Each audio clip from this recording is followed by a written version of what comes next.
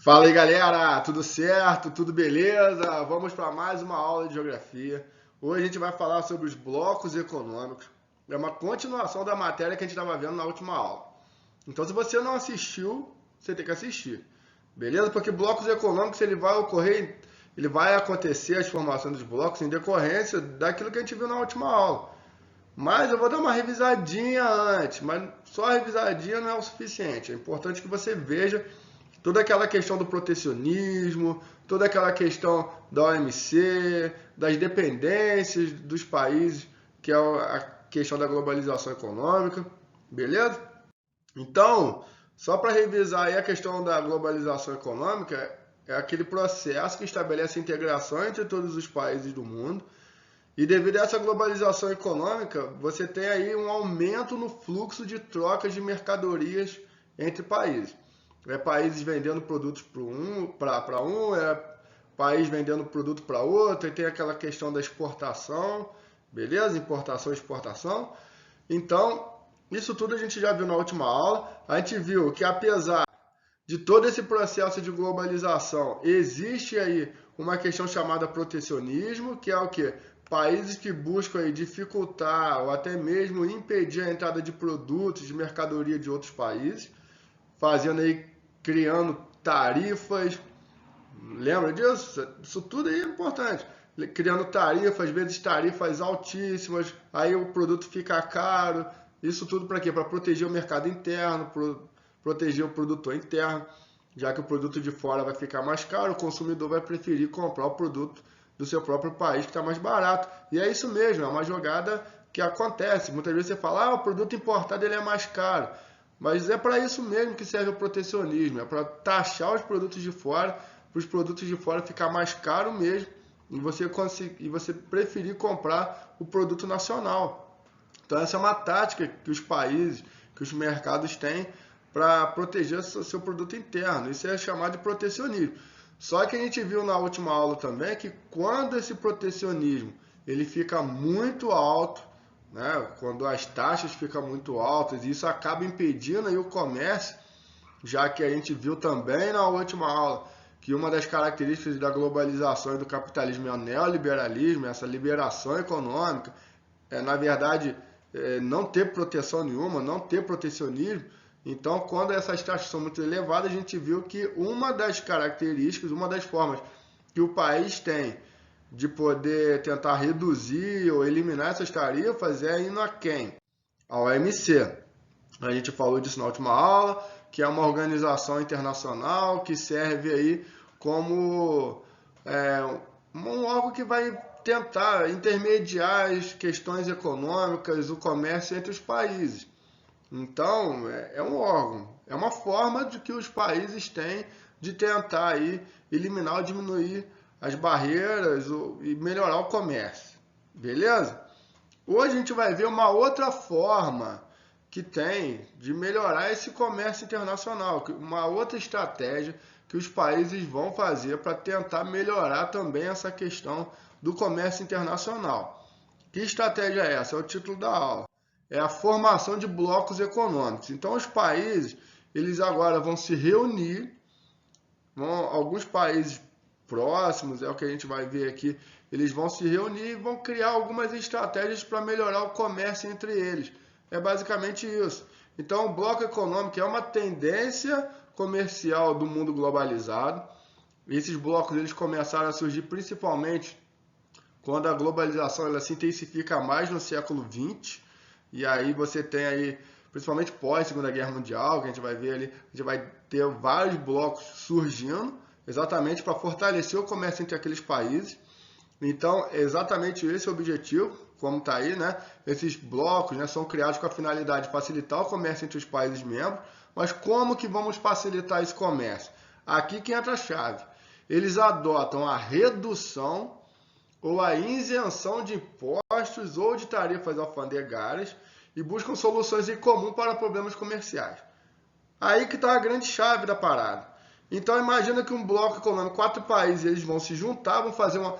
Quando a gente fala se juntar, galera, é em questão de acordo. Não é questão de se juntar e virar um país só não. Beleza? Isso é até uma grande questão que envolve, tá? porque envolve soberania de cada país, envolve características culturais de cada país. Os países continuam sendo independentes e soberanos. Quando a gente fala que eles vão se reunir em bloco, eles vão fazer acordos, são acordos comerciais, beleza? Então eles se reúnem, fazem alguns acordos, principalmente para reduzir ou tirar imposto de qualquer produto, ou diminuir taxa, ou tarifa de qualquer produto que seja importante para que um país compre. De repente um exemplo, Brasil e Argentina. O Brasil produz um produto que a Argentina não produz, então é importante que a Argentina compre esse produto do Brasil, e ao mesmo tempo a Argentina produz um produto que o Brasil não produz, então é importante que a gente exporte. O que esses países podem fazer? Acordos. Só que um bloco econômico, ele envolve mais países, não só dois. Ele envolve mais países, envolve um grupo de países. E eles vão fazer esses acordos. Geralmente são blocos formados aí por países vizinhos ou que possuem afinidades comerciais e culturais. Então, quando a gente olha aqui, esse aqui é um mapa que tem mostrando para a gente alguns blocos econômicos. A gente vai ver alguns exemplos hoje, não vamos ver todos. A gente passaria 3 horas de aula aqui falando de todos os blocos econômicos. Então, basicamente, a gente vai ver alguns. Por exemplo, o NAFTA aqui que a gente vai falar, Estados Unidos, México e Canadá, ou seja, todo mundo ali pertinho, são países vizinhos. A gente tem um outro bloco econômico aqui na América do Sul, que é o Mercosul, a gente vai falar dele, no qual o Brasil faz parte. Todo mundo vizinho. Você tem o grande União Europeia lá na Europa, a gente vai falar dela também. Ou seja, todo mundo ali perto. Beleza? Então é uma característica, a maioria dos blocos econômicos são países vizinhos, são países mais próximos, que vão fazer alguns acordos ali. Agora, existe acordo também de bloco para bloco, tá? Então vamos supor que o Mercosul ele faça um acordo com a União Europeia. Então você tem todos os países que compõem o Mercosul, todos eles adotando as mesmas medidas, as mesmas taxas para todos os países da União Europeia. Então tem como fazer esse acordo individual e tem como fazer um acordo em bloco, beleza? Os acordos não acontecem só em blocos. Então, por exemplo, o Brasil ele pode fazer sozinho aqui um acordo com a China ou com o Japão, por exemplo, beleza? Mas geralmente esses acordos acontecem aí muito de bloco para bloco e a gente vai vendo algumas características, beleza? Até porque existem diferentes objetivos e diferentes classificações de blocos econômicos. Como assim? Vai existir uma classificação de blocos que vão variar de acordo com o nível de integridade, com o nível de integridade não, com o nível de integração entre os blocos. Como assim? Então vai ter um tipo de bloco que ele vai adotar algumas medidas e outro tipo de bloco vai adotar outros. E cada vez que esse bloco ele adota medidas que há uma maior integração, a gente vai dizer que esse bloco ele vai mudar de categoria. Como assim? A gente vai ter 5 categorias de blocos econômicos. Vamos estudar as 5 e vamos ver um exemplo de cada um. Um exemplo só de cada um, beleza? Então a gente vai falar de zona de preferência tarifária, vamos falar de zona de livre comércio, vamos falar de união aduaneira, de mercado comum e de união política e monetária. Esses 5 tipos de blocos, eles estão em ordem de nível de integração. Como assim? Então, começando daqui de cima para baixo, a zona de preferência tarifária é o menor nível de integração. A zona de livre comércio, uma integração maior que a zona de preferência tarifária. A união aduaneira maior que a de livre comércio e de preferência tarifária. O mercado comum maior do que todos e é só superado pela união política e monetária, que é o maior nível de integração de bloco econômico. Beleza? Vamos falar de cada um, vamos falar de cada característica e vamos citar um exemplo de um bloco que faz parte de cada tipo de categoria dessa. Beleza? Então vamos começar aqui para entender esses exemplos, montando um bloco econômico. Então vamos montar aqui, começar um país que a gente vai chamar de país A. Esse país A ele produz banana e produz maçã. Show? Vamos colocar o outro país, esse país B, ele produz calça jeans e produz tênis. Um outro país que a gente vai chamar de C produz celular e produz computador. E um país D produz automóvel e produz motocicleta, uma moto. Beleza? Esses 4 países aí vão formar um bloco, vamos fechar ele aqui. E a gente vai trabalhar com esses 4 países em cada exemplo daqueles que a gente viu desde lá do início. Beleza? Que a gente viu ali, zona de preferência tarifária, união aduaneira, mercado comum. A gente vai encaixar eles em cada tipo de bloco. Vamos ver o comportamento desses países, qual a relação do comportamento com os outros ali, qual a relação desses países entre eles, dependendo do tipo de bloco. Então, o primeiro tipo de bloco que a gente vai falar é a zona de preferência tarifária. Se esse bloco for aí uma zona de preferência tarifária, qual que é a principal característica? A principal característica é adotar aqui, adotar apenas algumas tarifas preferenciais envolvendo alguns produtos. Então imagina que uma relação entre o país B e o país D, o país B vai exportar calça jeans para o país D sem taxa ou com uma taxa menor. Então lembrando que ele elimina ou diminui a taxa, e esse o país dele vai exportar aqui a moto para o país B que não produz com uma taxa menor ou uma taxa maior. Então é alguns produtos. Então só para ver ali, né? O país D produz automóvel, o país moto, mas o país B ele preferiu, ou seja, teve a preferência pela taxa da moto. Ou o país D só ofereceu a redução de taxa da moto. Então é uma preferência, beleza? De alguns produtos. Se a gente fosse dar o exemplo aqui do país C, vamos supor que o país C ele vai exportar o computador sem taxa ou com uma taxa menor para o país A, e o país A ele vai exportar aqui a banana para o país C com uma taxa menor ou sem taxa, ou seja, alguns produtos. Beleza? Essa é uma zona de preferência tarifária. Que exemplo de bloco que nós temos de zona de preferência tarifária? Nós temos o ALAD, Associação Latino-Americana de Integração. Que bloco é esse? Esse bloco é formado aí por 13 países da América Latina: Argentina, Bolívia, Brasil, Chile, Colômbia, Cuba, Equador, México, Panamá, Paraguai, Peru, Uruguai e Venezuela. Então, qual que é a característica desse bloco? É promover uma criação de zona de preferência tarifária, objetivando aí um mercado comum no futuro. Veja bem, é o primeiro tipo de bloco, primeira classificação, então nem é tão integrado assim, mas entre esses países, entre uma relação de Brasil com Chile, Brasil com Colômbia, alguns produtos podem vir com uma taxa menor ou sem taxa. Esse é o início inicial. Claro que o ALAD ele sonha um dia, tem o objetivo de se tornar um mercado comum, que já é um bloco mais avançado, mas ele ainda é uma zona de preferência tarifária, ainda tem que avançar muito. Beleza? Então esse é um exemplo de zona de preferência tarifária, onde alguns produtos só têm ali taxas menores. Show de bola? Agora vamos voltar lá para aquele nosso exemplo. E vamos imaginar que ele agora é uma zona de livre comércio. Se ele for uma zona de livre comércio, o que vai acontecer? A zona de livre comércio ele consiste na eliminação ou diminuição significativa das tarifas alfandegárias dos produtos comercializados entre os países membros. Então veja bem, aqui na zona de livre comércio, você tem a eliminação de todas as tarifas de todos os produtos entre os países membros. Você não tem aqui uma preferência como era no outro. Então agora a relação entre o país B e o país D vai ser tanto da calça jeans quanto do tênis, que vai exportar para o país D sem nenhuma taxa.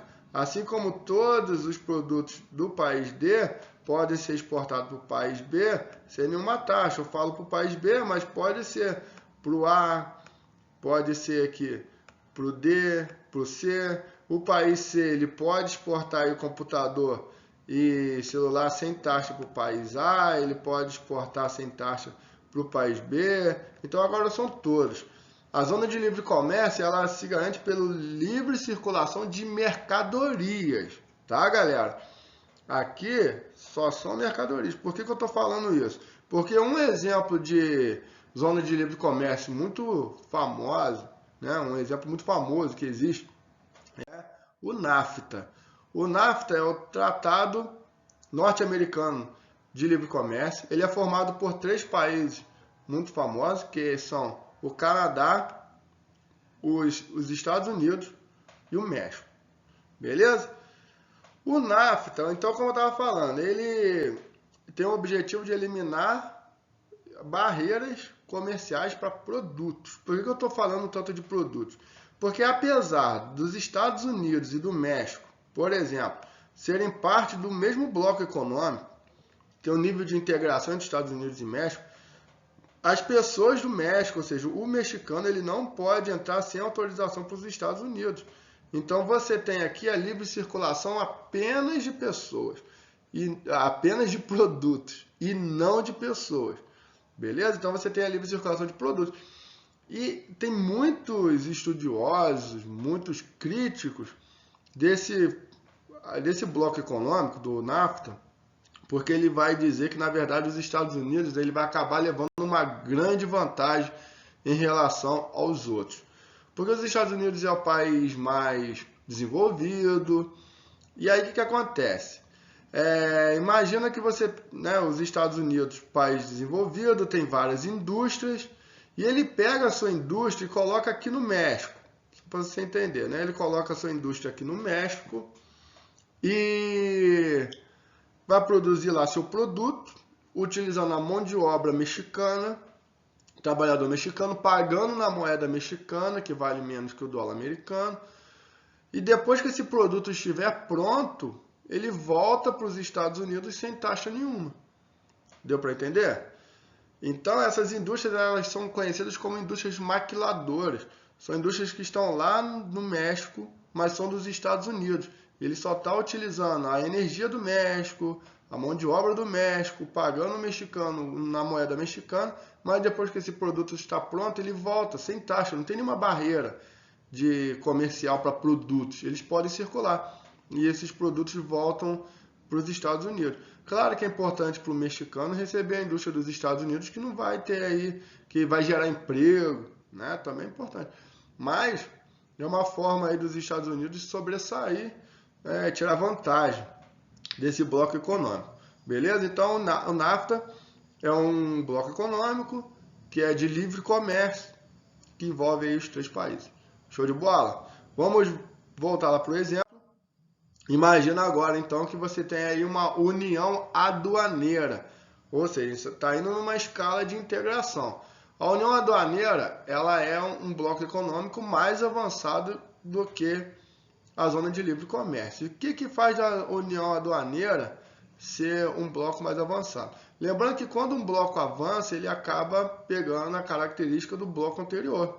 Beleza? Então, a união aduaneira, ele acaba sendo uma zona de livre comércio, mas ele vai adotar uma medida a mais. Então, veja bem, a união aduaneira, ele continua sendo uma zona de livre comércio, ou seja, todos os produtos podem circular entre esses países sem taxa ou com uma diminuição da taxa, então é eliminação ou diminuição, beleza? Depende do acordo. Mas só que a União Aduaneira, ele também vai adotar uma tarifa externa comum, que a gente vai chamar de TEC, beleza? E essa TEC, o que vai acontecer? Ó, todos os países do grupo aplicarão a mesma taxa em relação à importação de bens de países de fora do grupo. Então vai entrar aqui nessa situação um país de fora do grupo. Então imagina que agora vai aparecer um país E. Esse país E ele vai produzir aí abacaxi e banana. Veja bem.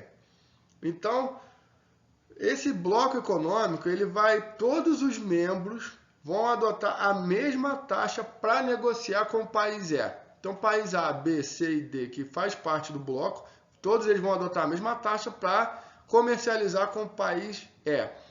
Essa mesma taxa ela vai se chamar tarifa externa comum. É externa porque você negocia com o país de fora e é comum porque todos adotam a mesma taxa, né? E aí o que vai acontecer? Essa TEC ela pode ser variável, ela vai variar de acordo com os interesses do bloco. Então veja bem, algum país do bloco produz abacaxi? Olha aí, não tem nenhum país do bloco que produz abacaxi. Então é importante que esses países importem abacaxi sem taxa ou com uma taxa menor. É importante. Então eles vão fazer um acordo com o país e a importação aqui de abacaxi por bloco vai ser com uma TEC menor, ou seja, uma tarifa externa comum menor, ou sem taxa, ele vai retirar a taxa do abacaxi, porque interessa para ele comprar abacaxi para o bloco, já que ninguém produz. Então, um acordo comercial tirou ali a taxa do abacaxi. Mas agora, e banana? Algum país produz banana? Você tem aqui o país A que já produz banana. Então é interessante para o bloco vir banana de fora do grupo, ou seja, vir banana importada de fora do bloco para esses países. Se vier essa banana, o que pode acontecer? A gente pode quebrar aqui o país A que já produz. Vai ser o quê? Uma competição, vai ser ali uma disputa para ver quem vende mais bananas. Você vai criar ali uma rivalidade, já que um membro do bloco já produz e a banana está vindo de fora. Então, o que a gente pode fazer? O bloco vai adotar uma taxa externa comum maior, vai aumentar a taxa. Aumentando a taxa, essa banana de fora do bloco, o que vai acontecer? Vai chegar no bloco econômico com preço mais caro, porque pagou uma taxa maior. Você taxou a banana de fora do bloco. Para quê? Para proteger lá o país A que já produz. Então, isso é também um protecionismo para o bloco econômico. Então, essa TEC ela serve tanto para facilitar a entrada de produtos, quanto para dificultar a entrada de produtos, dependendo aí do objetivo do bloco, dependendo do produto. Beleza? Isso é uma união aduaneira. Um exemplo de união aduaneira, o Mercosul. E você já deve ter ouvido falar bastante do Mercosul, até porque o Mercosul, o Brasil faz parte, nós fazemos parte do Mercosul, beleza? E aí você tem Brasil, Paraguai, Argentina, Venezuela, mas lembrando, a gente vai falar da Venezuela daqui a pouco, esses 5 países aí fazendo parte do Mercosul. É um bloco que foi fundado em 1991 com 4 países, Argentina, Paraguai, Uruguai e Brasil. Os 4 países aí fundaram o Mercosul. Mais tarde veio a Venezuela em 2012, mas a Venezuela ela está suspensa desde 2016 por descumprimento do protocolo de adesão, que diz o quê? A Venezuela ela quebrou uma cláusula democrática que tem dentro do Mercosul. Como assim? Para fazer parte do Mercosul, todos os países têm que garantir a sua democracia. E o que está acontecendo na Venezuela? A gente tem lá um presidente, né, o Nicolás Maduro, que é um ditador. Então, por ser uma ditadura, a Venezuela meio que quebrou esse protocolo e o Mercosul suspendeu a Venezuela do bloco.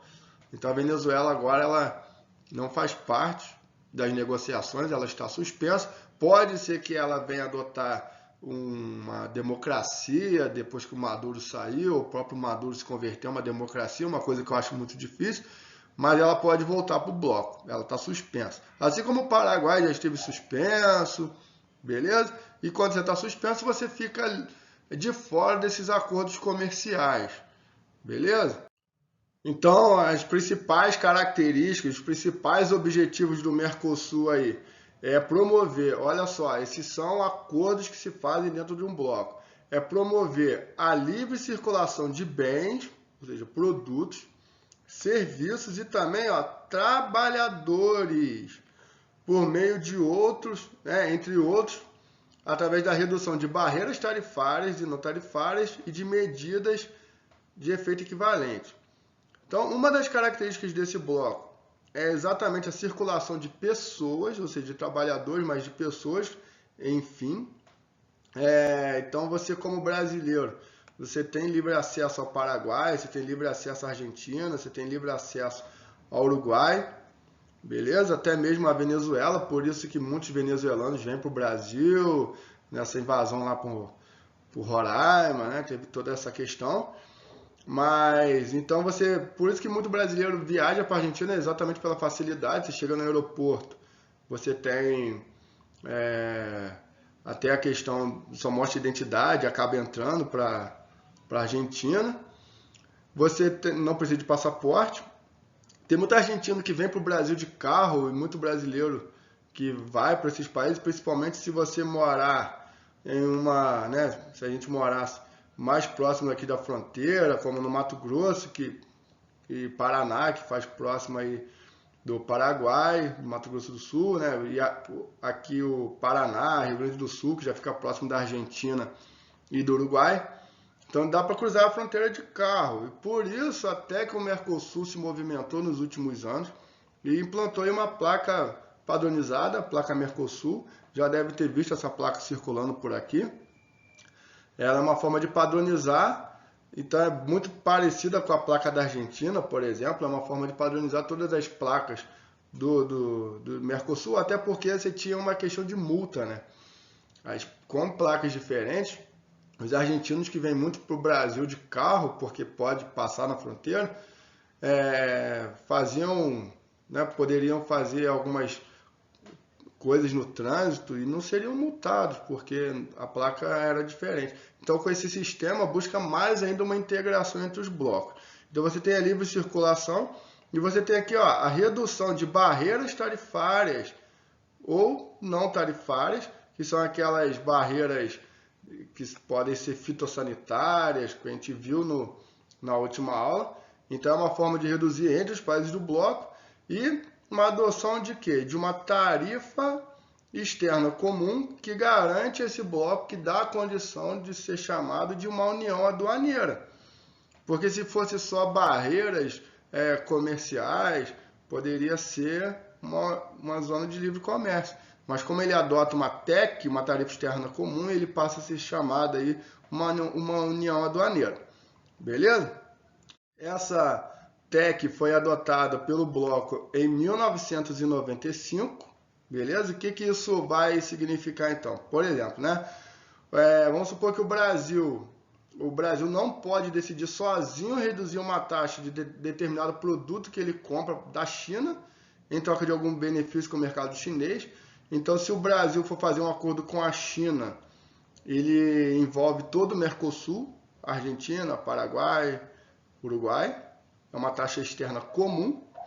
E para mudar essa taxa é preciso fazer um acordo com todos os países membros. Nesse caso, agora são 4, porque a Venezuela está suspensa. Que também reduzirão suas tarifas, ou seja, é preciso negociar em bloco. Então, fazer parte de bloco, você tem aí uma certa integração com os outros países, você fica preso ali ao acordo com os outros países. Beleza? Os produtos argentinos, paraguaios e uruguaios têm salvaguardas para entrar no Brasil e vice-versa. Então, alguns produtos, principalmente, têm ainda algumas restrições, algumas salvaguardas. Por isso, o Mercosul é considerado aí uma união aduaneira imperfeita, porque não cumpre ainda com todas as regras para ser aí uma união aduaneira de fato. Você tem a questão aí que saiu umas notícias nos últimos dias, que a Argentina abandona as negociações do Mercosul para priorizar política econômica interna. Essa é uma notícia aqui, de 25 de abril de 2020, ou seja, agora. Muita gente entendeu errado. A Argentina saiu do Mercosul. A Argentina não saiu do Mercosul. Na verdade, era uma negociação que o Mercosul estava fazendo com a União Europeia e a Argentina abandonou esse acordo, essas negociações.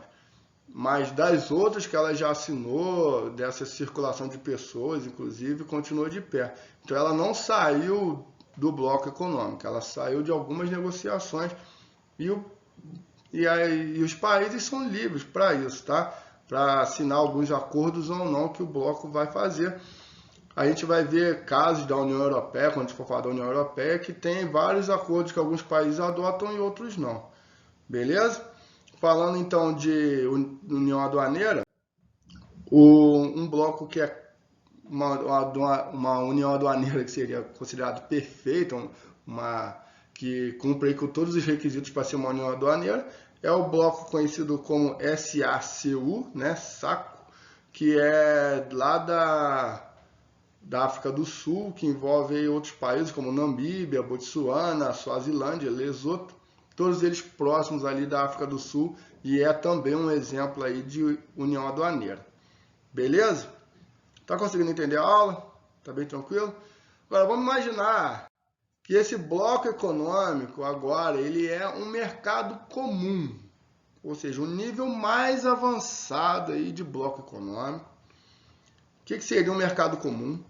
Então é um bloco que conta com um avançado nível de integração já, né, tanto econômica, mas indo muito além de um acordo comercial, pois envolve a livre circulação de produtos, mas também, olha aqui, ó, de pessoas, de bens, capital, trabalho, transformando as fronteiras entre os membros quase que inexistentes em termos comerciais e de mobilidade populacional.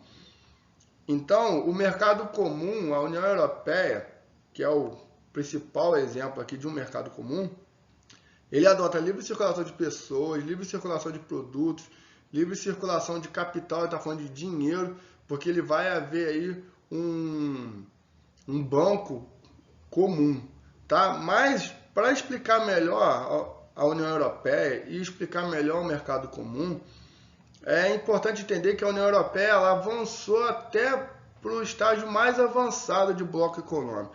Ela deixou de ser um mercado comum e se tornou uma política monetária. União política e monetária. O que é isso? Que é quando você tem o maior nível de integração, que vai também para o campo monetário. E quando a gente fala de campo monetário, a gente está falando que ela adota agora uma moeda comum para todos os países, que vai substituir a moeda local. Então, a gente está falando do euro, logicamente. Então, ela vai, né, ter uma moeda comum para todos os seus países membros. É o nível mais avançado aí de bloco econômico. Não só ter uma moeda comum, mas como ela vai ter o bloco central comum para todos os países do bloco. Para que serve um banco central? Bloco central não, né? Um banco central. O Banco Central é ele que vai decidir sobre as taxas que o bloco vai adotar, se vai aumentar, se vai diminuir. A questão do euro, taxa de juros, é tudo o Banco Central. E o Banco Central Europeu, ou seja, o Banco Central da União Europeia, ela vai interferir aí na política econômica de todos os países membros da União Europeia. Então, a União Europeia é o estágio de bloco mais avançado que nós temos no mundo, basicamente. Beleza?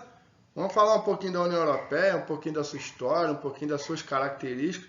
Tem algumas coisas para ficar importante para a gente entender.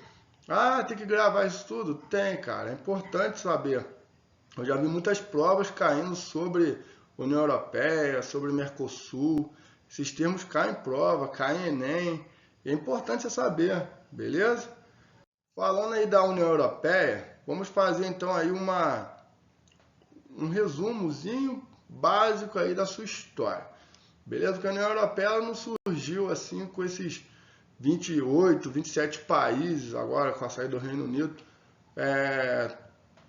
Todo mundo junto não. Tá? Ele foi sendo criado aos poucos.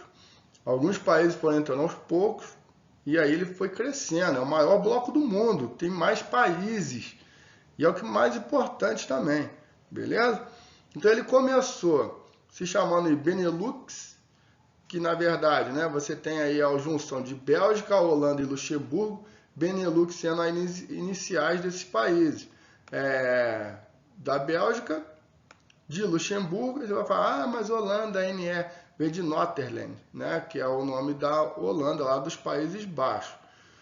Então você tem sendo criado durante a Segunda Guerra Mundial, primeiro então 3 países, depois, em 1952, você tem a criação da SECA, que aí você já tem entrando a Alemanha, já tem entrando aí a França, a Itália, beleza? Se juntando a Bélgica, Holanda e Luxemburgo, que já estavam, então você tem aí entrando mais países e ele vai mudar de nome, de Benelux vai se chamar SECA. Depois, em 1957, ele vai se chamar Mercado Comum Europeu ou Mercado Econômico Europeu, e aí vai entrar mais países como a Inglaterra, vai entrar a Irlanda, Dinamarca, Grécia, Espanha, Portugal, cada um no seu ano aí, tem um ano de origem de entrada, né? Tem um ano de entrada de cada um. E por fim, né, ele vai se chamar aí União Europeia, com a entrada aí de Suécia, Finlândia e Áustria em 1995. Depois você tem em 2004 a entrada de Polônia, Hungria, República Tcheca, Eslováquia, Eslovênia, Estônia, Letônia, Lituânia, as Ilhas de Malta e Chipre. E por fim, após firmar aí uma união, né, o acordo com a União Europeia, entra a Croácia, que foi o último país a entrar em 2013. Tem alguns outros países também em negociação, como a Turquia, mas que ainda não entrou no bloco. Tem várias questões que envolvem a Turquia, principalmente por questões culturais, já que a Turquia é um país muçulmano. Depois a gente pode falar um pouquinho melhor disso quando a gente for falar de outros assuntos da União Europeia. Então esse é um histórico da União Europeia, ele foi sendo criado aos poucos, beleza? Até chegar nesse bloco enorme que nós temos hoje. A União Europeia ela tem vários objetivos, como, né, desenvolver o mercado financeiro europeu, é uma questão social, também é uma união aduaneira, já que ela é o estágio mais avançado, e ela também adota uma tarifa externa comum para os países de fora, ela adota aí a livre circulação de pessoas, de bens e mercadorias, né, e tenta reduzir as desigualdades. Só que essa questão da livre circulação de pessoas e adotar uma moeda comum, isso não equivale para todos os países da União Europeia. E a gente vai entender o porquê, beleza?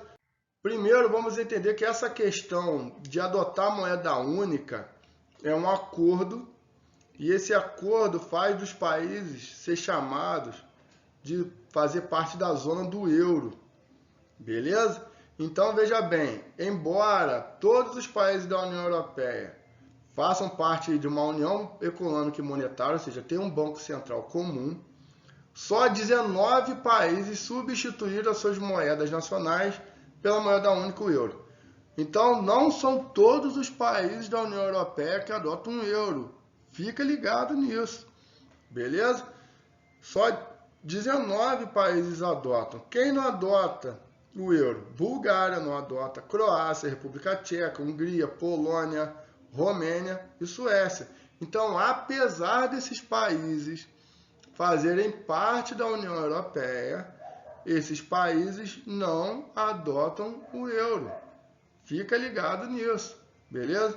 Para fazer parte do euro, você tem que entrar para a zona do euro, beleza? E assim como nem todos os países da União Europeia adotam o euro como moeda única, nem todos os países da União Europeia adotam a livre circulação de pessoas, beleza? Como assim? Existe na Europa o que a gente chama de área Schengen ou espaço Schengen. O que é isso? Um tratado que vai garantir a livre circulação de pessoas entre os países que assinaram esse tratado. Então só há livre circulação de pessoas nesse tratado, nessa área Schengen. Então eu vejo muita gente falando, na Europa pode circular livremente. Não é na Europa inteira.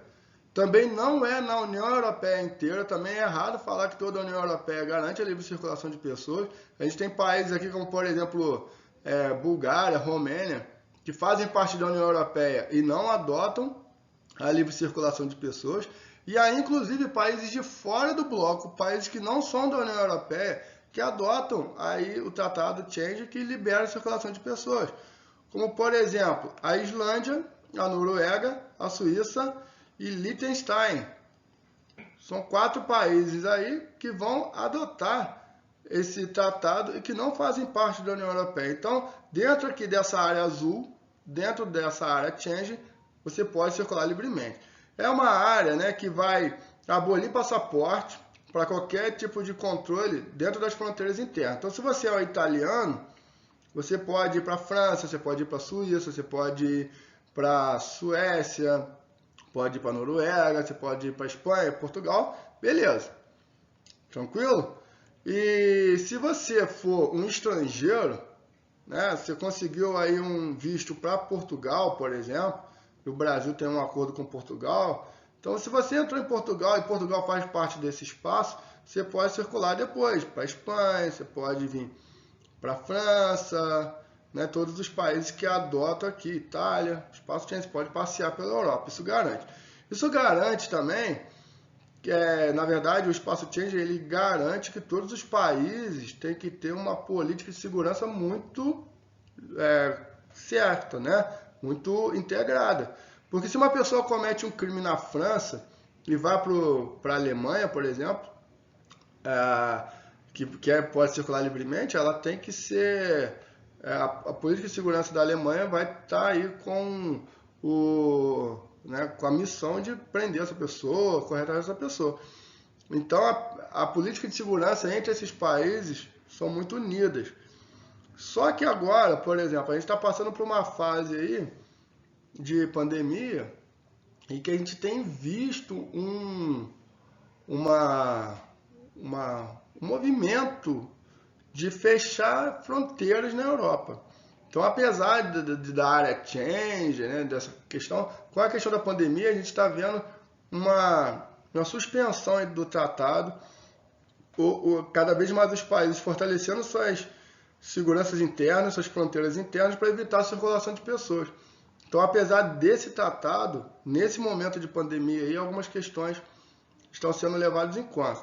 Então, para finalizar a aula, você tem que levar em consideração algumas notícias que saíram nos jornais, na mídia, em poucos tempos. Primeiro, a questão do Reino Unido ter saído da União Europeia, ficou 4 anos em negociação, votação interna, algumas pessoas de dentro do país eram a favor, outras eram contra, e aí você tem aí, né, a União Europeia, o Reino Unido saindo da União Europeia. Por que é complicada a questão do Reino Unido? Porque o Reino Unido ele é formado por 4 nações, né? Inglaterra, Escócia, País de Gales, Irlanda do Norte. Então, nem todas as nações estavam de acordo com sair da União Europeia, porque se envolvem muitas questões, visto de trabalho, quantas pessoas que são do Reino Unido, que trabalham na França, que é muito próximo, né, ali a questão da Europa, e você tem muitos meios de transporte para facilitar essa integração. Então você havia muitas pessoas se deslocando. Com a saída da União Europeia, muitos vistos de trabalho vão ter que ser revistos, aí envolve até questão de competição de time de futebol. Então imagina o camarada que é um francês, mas joga a Premier League lá da Inglaterra, ele vai ter que rever aí seu visto de trabalho, uma coisa que não tinha necessidade porque o Reino Unido fazia parte da União Europeia. Então são questões que envolvem aí, depois a gente pode fazer exercícios sobre isso, beleza? Outra questão importante de entender, que as notícias mais atuais são da União Europeia prolongando aí o controle das fronteiras e tentando aí manter fechadas, né, a última notícia que saiu, manter a fronteira fechada até 15 de junho. Principalmente para quê? Para evitar a disseminação do coronavírus. Lembrando que alguns países da Europa, como Itália, Espanha, foram um dos países mais atingidos no mundo. Beleza, galera? Essa foi a aula de blocos econômicos. Espero que você tenha entendido a matéria. É uma matéria bem interessante. E qualquer dúvida vocês podem me perguntar. Me pergunta mesmo, tá? E a gente vai dando continuidade nessa matéria e nas próximas aulas. Beleza, galera? Uma boa semana, fique com Deus, um abraço, até a próxima. Valeu!